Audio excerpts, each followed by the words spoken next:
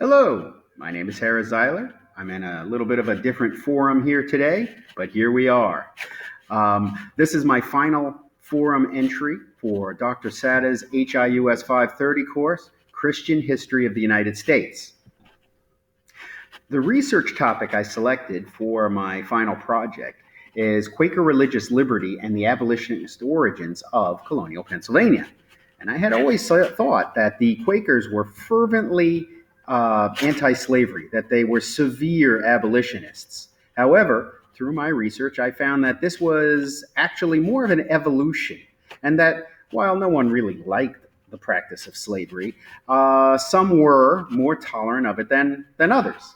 And my research will go through George Fox, the founder of the Friends, who in Barbados wrote a letter to all the other Quakers stating that they should treat Africans and natives with respect because we are all God's children. Through that, and then later Quaker settlements in Massachusetts, where some of them were hung for spreading the word, their version of the word in Puritan Massachusetts Bay Colony. They were actually executed. Some of them actually then went to, reluctantly, William Bradford let them into Rhode Island, where they were tolerated. Finally, William Penn, who was born in London, became a Quaker later in his life, was fortunate to have a father who was an admiral, and this admiral, William Penn, gained Jamaica from the Dutch for England, and therefore William Penn was given from Charles II Pennsylvania, New Jersey, and some of Delaware as a settlement of that debt to his father. That's a pretty good day. However, when he started Pennsylvania, it was to find a home for the Quakers. And when they settled in Pennsylvania, the framework for government became a constitution to the early colony.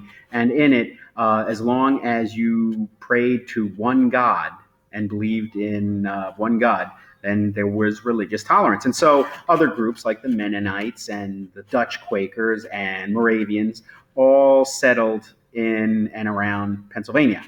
Philadelphia was the place where the Quakers had settled, and William Penn set that up to be a very clean city. It isn't anymore. But in those days, it was supposed to be a clean city, and he did that by setting up the grid system, much as New York City has a grid system for their land plots.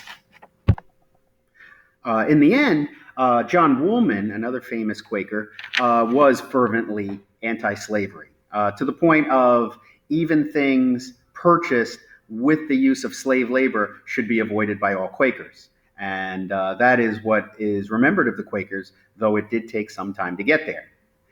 As I was doing this, I actually thought maybe a possible dissertation topic might be that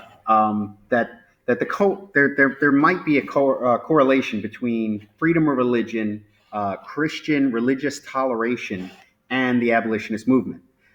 Because as I was going through many of these sources, I found that the most intolerant societies, say the Puritans of Massachusetts and maybe the Anglicans down in North and South Carolina, were the most accepting of an institution of slavery. And it was the places like Rhode Island and Pennsylvania, where religious toleration was more widely accepted, that became the abolitionists' strongholds. So it would be interesting to see if the most tolerant religious societies were the most intolerant of slavery. I don't know if that is or not, but it might be an interesting dissertation topic. So thank you very much. Merry Christmas. Have a blessed Christmas season. And thank you.